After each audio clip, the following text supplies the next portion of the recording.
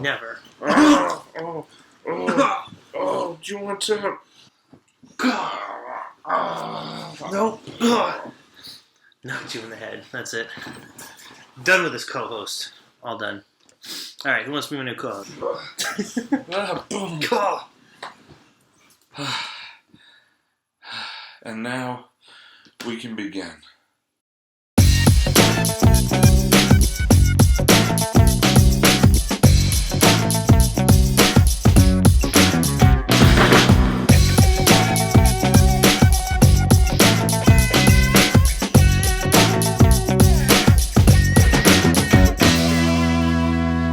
Hey, what's up, everybody, and welcome to another edition of On a Couch Talking Sports. As always, I'm Robbie. This is Kyle. Kyle, good to see you. How are you tonight? I'm doing pretty good, actually. How about you? Good. Another week almost in the books. Getting ready for a nice long weekend, Labor Day weekend. Oh, yeah. Very excited for the holiday. And what is also very exciting is that this weekend is the official start of college football season, and in a sense, or just football season in general, like real football season, and that means that the NFL is right around the corner. Yeah, a week from Sunday, the Patriots, our hometown New England Patriots, will begin their Super Bowl title defense. They're actually playing their last preseason game tonight against the New York Giants. We were just watching that a little bit earlier before we came on the air. Don't worry, we're not going to multitask today, guys. Maybe we will. No, I'm just kidding. No, we won't. But the other fun part about this time of year is it is also time for one of my... Oktoberfest. Yes. Sure. But it's also time for fantasy football. That's right. Kyle and I always enjoy this time of year because we get to duke it out on the computer. Cha! And in real life. Boom. Oh. That was awkward. Yeah. So this year, I'm in two different fantasy leagues, one with Kyle and then another one.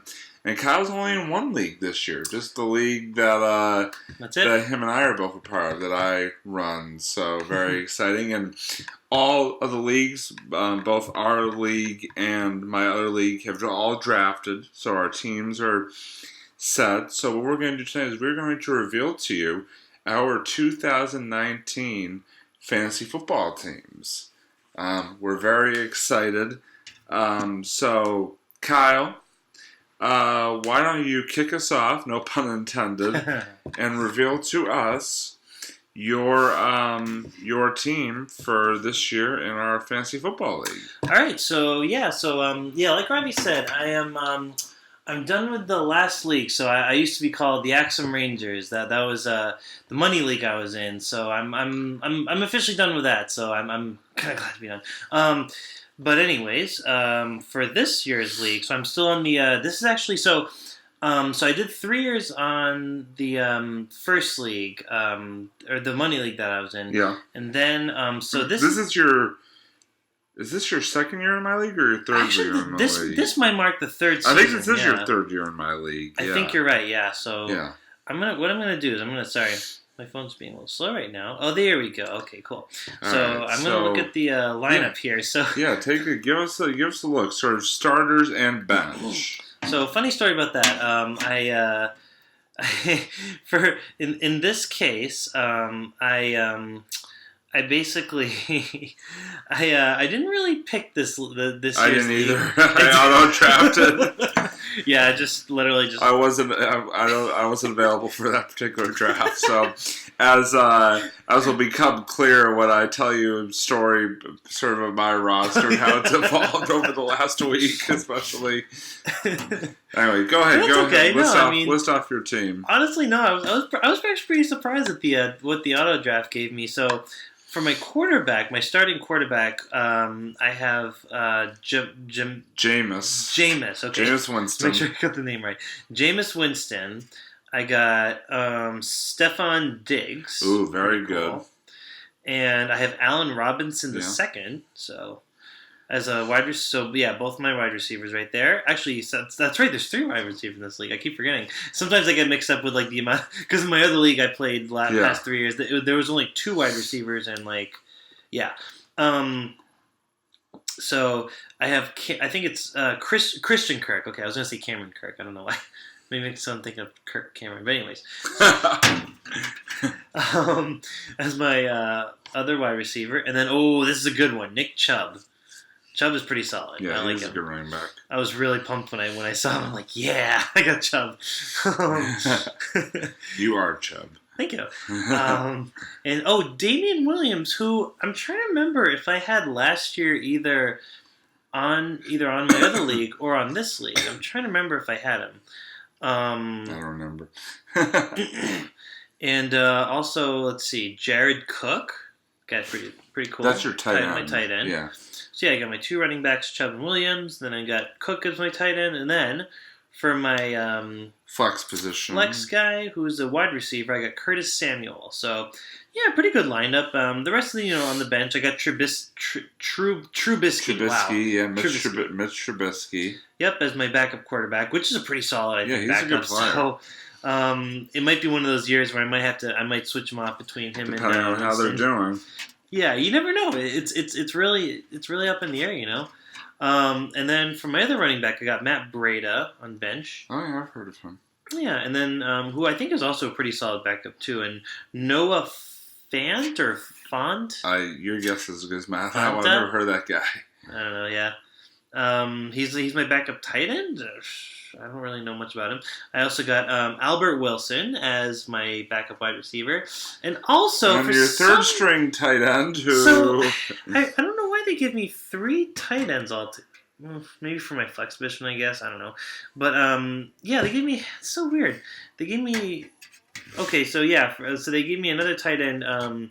What's his name? Chris Herndon, but he got suspended. So, but he will be back at some point. This season. So I mean, I was gonna trade him, but I figured maybe I'll just keep him. I mean, because he's only a backup, and I think I have like another I have another backup tight end anyway, so it's whatever. And then my kicker is Justin Tucker. Oh, he's a good one. Who I haven't heard of him, but he looks pretty solid. And then Giorgio Tavecchio, right? Was that sure? I think Giorgio Tavecchio. Giorgio. Maybe you guys can correct me when you're watching the episode. Yeah. As the backup kicker, and then the last but not least, the defense is Los Angeles, which I know I had in my money league last year. I'm pretty sure that was the one I had there. So, yeah, so pretty good. Yeah. And by the way, we do have to point out, because, see, with the return of fantasy football, it's also going to mean the return of our fantasy football weekly reviews that we do. Yeah. So starting probably the episode after next, or next episode, depending on when we do it, we will definitely be reviewing our fantasy teams each week, so we're very excited about that. And the reason why I bring that up is because week 1 of our fantasy season features the main event matchup between Kyle and me. That's right, week 1, right out of the gate, Kyle and I are battling in fantasy. So did that happen last year too? No, I'm thinking the year before. Last year. The year before it happened, if I remember correctly. So we're very excited, and I'm going to win. So I don't know. I might have a chance to win. This is a pretty damn good auto-drafted team here. Well, we'll see. We'll let the play do the talking. All right, so I'm going to move on to my team. I'm going to start with our league. Let me just get to our league here. Hold the phone, folks. Here we go. So, in my league, because I'm the commissioner, words. Commish. I can't speak. So my starting quarterback is Eli Manning. Nice. And here's the story behind that. So, see, I had auto-drafted as well. And see, this draft took place, I think, like a couple weeks ago, about 2 weeks ago or so, at least. So originally, I had a different starting quarterback, That starting quarterback was Andrew Luck of the Indianapolis Colts, who, if you don't already know, retired on Saturday from the National Football League. So, had to do some quick recalculating and was able to drop Luck and pick up Eli Manning. So, yeah. That's good. Eli Manning is now my starting quarterback. For wide receiver, I have Calvin Ridley of the Falcons. I have Sammy Watkins of Kansas City. Oh, nice. And I have A.J. Green of Cincinnati. Both three decent receivers. Okay. Then for running back, I have Alvin Kamara of the Saints. Ooh, that's a good one. That's a good one. Yeah, he's a good player. And then and the funny thing is I actually have the other Saint. I have both Saints running backs because I have Latavius Murray as well. So that should be interesting to see how they sort of share the run load as the season goes along. Wide receiver, I have Zach Ertz of the Philadelphia Eagles. My flex position, I have Anthony Miller of the Chicago Bears. And then on my bench, I have Melvin Gordon of the Chargers as my backup running back. He's pretty good too, right? See, right now, Melvin Gordon, the interesting thing about him and why he's on my bench right now is he is currently holding out for a new contract. And it's still up in the air whether or not he will end his holdout by week 1. So if he does, great, I'll probably reinsert him into my starting lineup. But if not, I'll be keeping him on the bench at least until he comes back, which I hope is by week 1. My backup tight end is Jordan Reed from the Redskins. And I too have a third string tight end. Dallas Goedert for the Philadelphia Eagles. Don't know much about him. Goedert. Sure. My backup quarterback is Nick Foles from Jacksonville. And then I have another wide receiver, Taylor Gabriel of the Bears. My kicker is Robbie Gould from San Francisco, who's been okay in past years, so it'll be interesting to see how he does this season.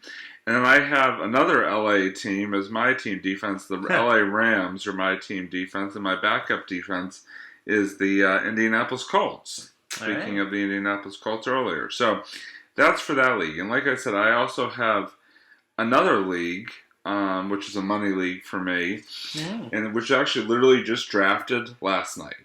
Ooh, there you go. Yeah, so for that league, I have Patrick Mahomes from Kansas City as my quarterback.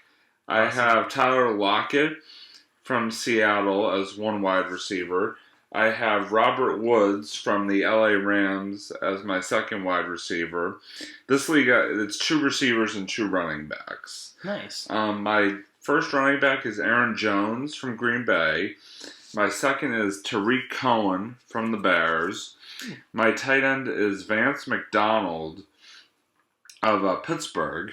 Nice. My flex is Sammy Watkins, who, as you heard, I have in the other league too. Double teaming. And then, brace yourselves, folks. Are you ready for this? My backup quarterback is Tom Brady. That's right. Tom Brady is my backup quarterback. I know you guys might be thinking, it's like, Robbie, you're a diehard Patriots fan. You love Boston sports. Why is Tom Brady your backup? Well, listen, I love Brady. And I'm not going to be afraid to throw him into the starting role at certain points of the season. But Patrick Mahomes right now is the hot hand. And you just, in this league, when money's involved, you got to ride the hot hand. So probably not Patrick Mahomes is my starter. But you know what? Patrick, you slip up, Brady's going to be right in there. He's going to be right up your ass. You know what I mean? And that sounded really weird. I apologize. But anyway, looking down the rest of my bench. Hello. Looking down the rest of my bench, I have Tevin Coleman as a backup running back. He's for the 49ers. Oh, yeah. I have Jordan Reed, who, again, is another player who I have in both leagues. He's my backup tight end. And then as my backup receiver, I have Jakeem Grant of the Miami Dolphins. Now, this is an interesting one. For my kickers, I kind of did this on purpose. My starting kicker, Steven Gostowski, from the hometown New England Patriots. My backup is actually Adam Vinatieri, currently at the Indianapolis Colts, who used to be on the Patriots, who was that's right. Gostowski's predecessor. So, kind of just a fun little tie-in there, selecting both of them. And then for my team defenses, I have New Orleans as my starting defense and nice. Pittsburgh as my backup defense. So, yeah, those are my two leagues. And then looking ahead to our Week 1 matchups, in my money league, I'm facing off against Andrew's team. Andrew is a friend of mine. So this money league that I do is actually all former counselors at the summer camp that I used to work at. So I'm facing my good friend Andrew in Week 1 in that league. And right now the projection goes me 157.69 and Andrew 154.59. So right now I have a 52% chance of winning. Close game, it looks like. In that opening league. Now in terms of our matchup, a little bit less optimistic for me. Kyle is projected to get 110.06. Legion of Doom. And I'm projected to get 88.48, which means Kyle has a 72% chance of winning. Legion of Doom. But you know what? Legion of Doom. But you know what? That's why they play the games, you know? So anything is possible, as Kevin Garnett famously said. True. So, you know, until those games are all counted, until those points are all counted, nothing's off the table. So, yeah. I'm very excited for another season of fantasy. Yep. Can't wait. You got anything more to add on the fantasy front? I mean, no, I'm pretty much the same. I'm really pumped for fantasy, for football in general. Yeah. Oktoberfest, like I said before, just the whole like fall like motif. I'm a big fan of fall. Not just because my birthday's in the fall, but I love the fall. Sure, his birthday is in the fall. I can vouch for it.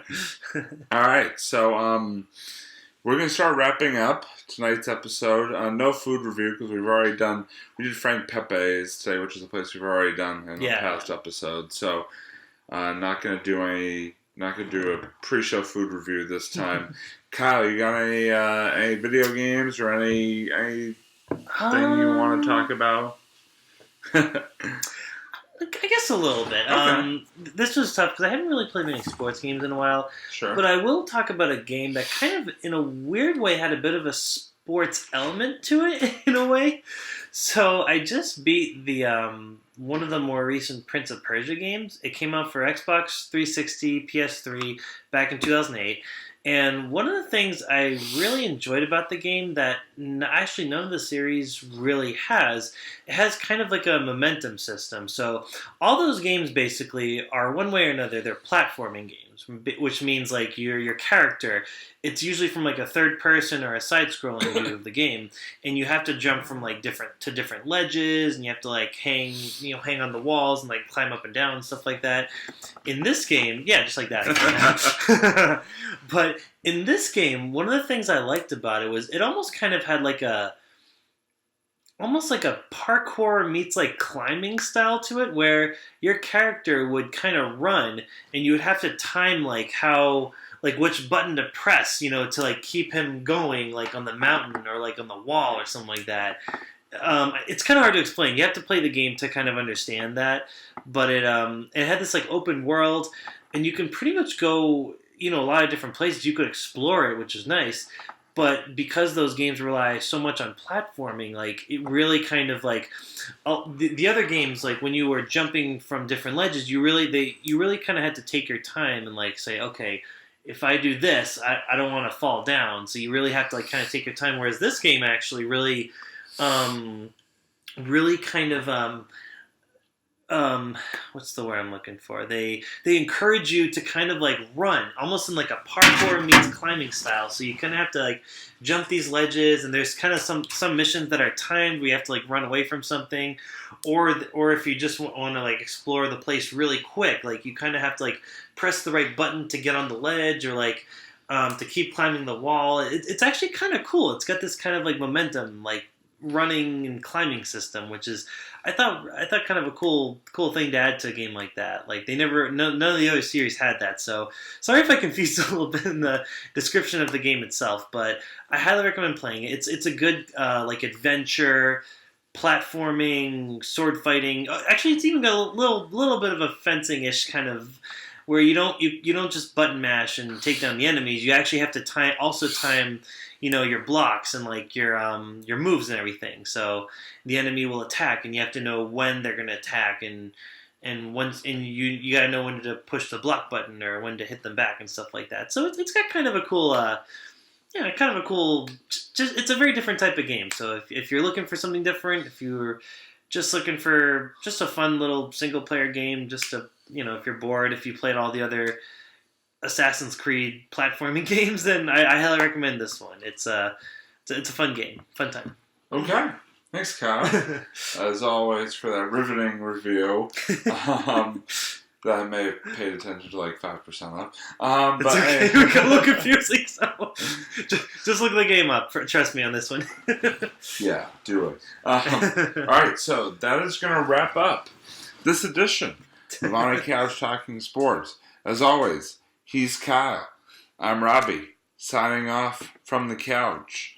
We will see you next time on a Couch Talking Sports. Bye, everybody.